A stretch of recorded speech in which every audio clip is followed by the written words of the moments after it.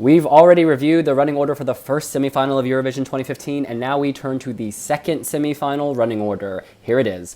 First up is Lithuania, followed by Ireland, San Marino, Montenegro, and Malta. Then there's a commercial break, and the sixth act is Norway, followed by Portugal, the Czech Republic, Israel, Latvia, Azerbaijan, and Iceland. Then we have another commercial break, and the 13th act is Sweden, followed by Switzerland, Cyprus, Slovenia, and Poland. Now, you guys, the red-hot favorite, of course, is Måns Zelmerlöw, and he's performing 13th after the commercial break. Why do you think he's there? Well, there's obviously the possibility that the reason why they've put him there is because to get his projectors and everything set up, they will have to take a bit of time setting up on stage, which they could easily do in a commercial break. Or it could just be that they think that he is untouchable and a commercial break won't harm him beforehand. We don't know. It'll wake people up again and make people rush back after the commercial break, maybe. Yeah, basically, I think he's a guaranteed qualifier, so they could have put him anywhere in the draw and he would have been fine. Yeah. And then the stage show is so different compared to everyone else. Like, it's because like a lot of them are going to be just a girl at a piano, so at least he can do something different with that. And similarly, Norway is after a commercial break. And to your point about acts that are pretty secure, I mean, Norway, with the exception of 2G, generally sails, and Selma Wangi, generally sails through to the final. And, you know, the bookies have them ranked quite highly, so perhaps you're right there. Patrick, what are you thinking?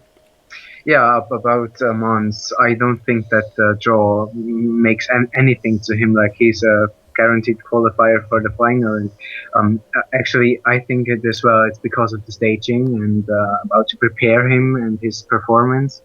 But also about Norway. I don't think that the draw will hurt them. They're so good and people like them, and it's a great song. So I don't think the draw matters with both of them.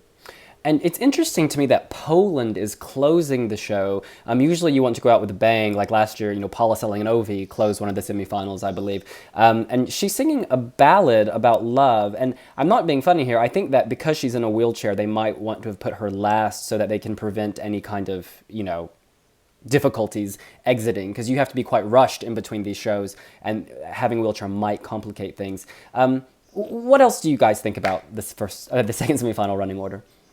I think the first half is very dull and boring, and it's got all the bad songs, I think.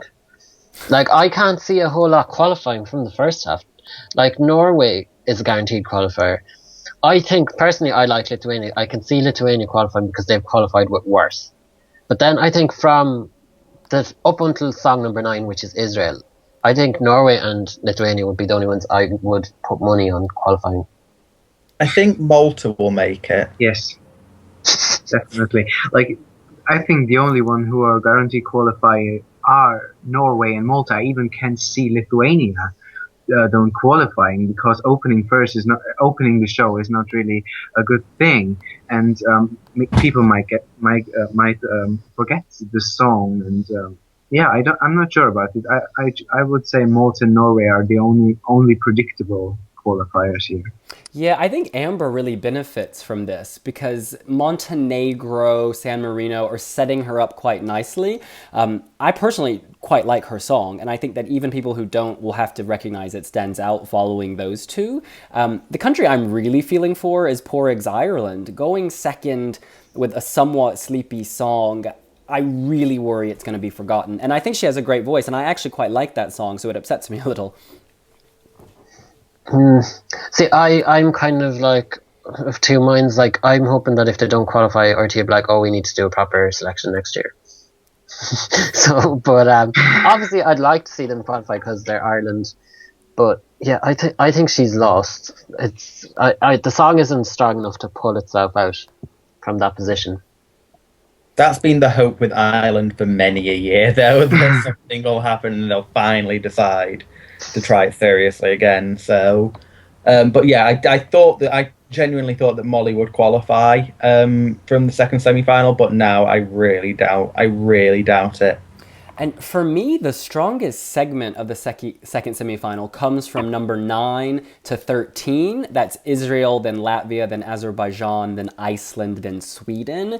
I mean, for me, those are all on my top whatever list. Like, they're in there. I think Israel benefits. You know, his cheeky, fun song will really stand out following the somewhat drab Czech Republic. Great voices, y'all. But the song, you know, is a bit mellow. Yeah, and then Aminata, loving this song. Azerbaijan, loving this song. I'm going to use my toilet break before number 9. And I think Slovenia have really benefited from the draw as well, because they're in between Cyprus and Poland, two very sleepy songs. It was nearly as if the producers maybe realised that Slovenia aren't a natural vote getter, and kind of they wanted to do everything to make sure Slovenia got through. Tinkara sang second to last year as well. So it is something, like, it's like when Romania seem to always do quite well in the draw, Slovenia have been doing quite well. And I think one other thing is Switzerland. Like, again, it's just statistics, but that slot, I think they're 14th, always seems to qualify. Like, again, that can just completely change on the basis of a song, but the only people that haven't qualified from that were Despina and the Albanian Rockers from 2013. Like, I have a feeling that she probably will qualify, and she's the last other than Monica of the female singers, and I think she stands out a little bit more compared with some of the others.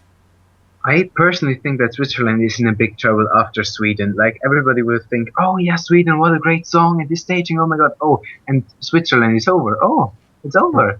So I think many people will just forget the song, and I think they're the most in trouble in semi-final too, because everybody thinks, oh yeah, the song is quite special, I think they qualify, but I think it will surprise many of them that it won't qualify, and I personally think they won't. And she's not far enough removed, I think, from Iceland's Maria, because I think both of them are kind of similar, but Maria is better, and there's only one song in between them, so and the commercial break though. Yeah, so, but yeah, I'm a big fan of the song, so I hope that it'll qualify probably more than I think it will. But yeah, I do think that she's got a good chance, because that first half will probably produce so few qualifiers.